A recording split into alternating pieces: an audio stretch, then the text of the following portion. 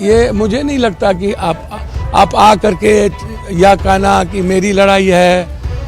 अब आप भाई हो, आप जानो क्या लड़ाई है आपकी, लेकिन ये सही नहीं है।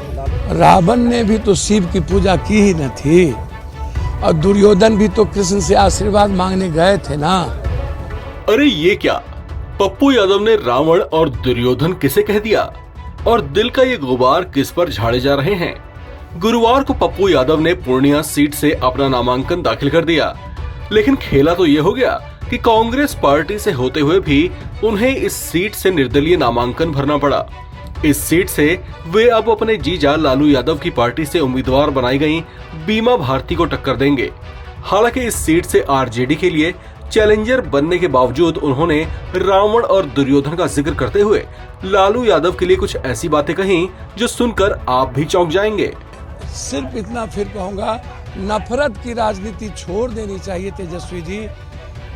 मोहब्बत भी कर लेते बगल में जाके अपने इंडिया गठबंधन से, आप आए तो बगल में मोहब्बत में क्या दिक्कत थी। और राजनीति में कोई दुश्मनी नहीं होती है, हम दोनों लोग मिल करके चलें।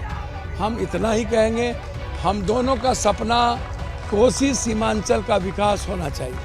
हम दोनों का सपना हर परिवार की इकोनॉमी होनी चाहिए, हर आने वाले युवाओं के लिए उसकी खुशी होनी चाहिए।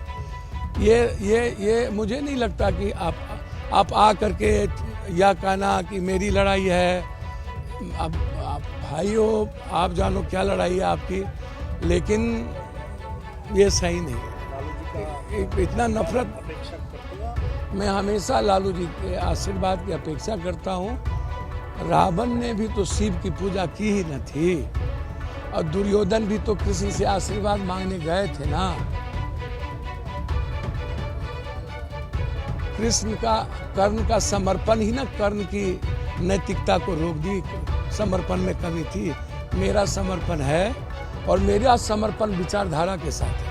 सर, सुबह से बहुत समर्थक आपके ऑफिस के सामने, आपके सामने जुट गए हैं। क्या लगता है कि लोगों का समर्थन सर जो है? मैं तो जानता ही नहीं हूँ। मैं हर परिवार से, बिहार के हर परिवार से प्यार करता हूँ, और हर लोगों के प्रति मेरी भीतर से इज्जत है। इस बिहार और देश के लोग पूजा तो कर लेते हैं, पैर छू लेते हैं लोगों का, लेकिन लोगों की इज्जत नहीं करते। मैं लोगों की इज्जत करता हूँ, और इज्जत का मतलब खाली पेट भजन नहीं, इज्जत का मतलब इज्जत, मतलब कंप्लीट समर्पण, सरेंडर। अब मेरा आग्रह है कि देश की जनता का आशीर्वाद हमें प्राप्त हो, मैं इतना ही जानता हूँ। और फोन कॉल आया था राहुल जी से या? मुझे कोई कॉल नहीं आया। कॉल आया था राजद परिवार से, और वो लीडर है जिसका भी कॉल आया था, और उन्होंने लास्ट में भी उन्होंने कहा कि आप मधेपुरा लड़ जाइए। मैंने कहा कि यदि आपको लगता हो आरजेडी का ही टिकट आप हमको पूर्णिया के लिए दे दीजिए और भीमा जी को सुपौल भेज दीजिए, तो मेरे लिए ही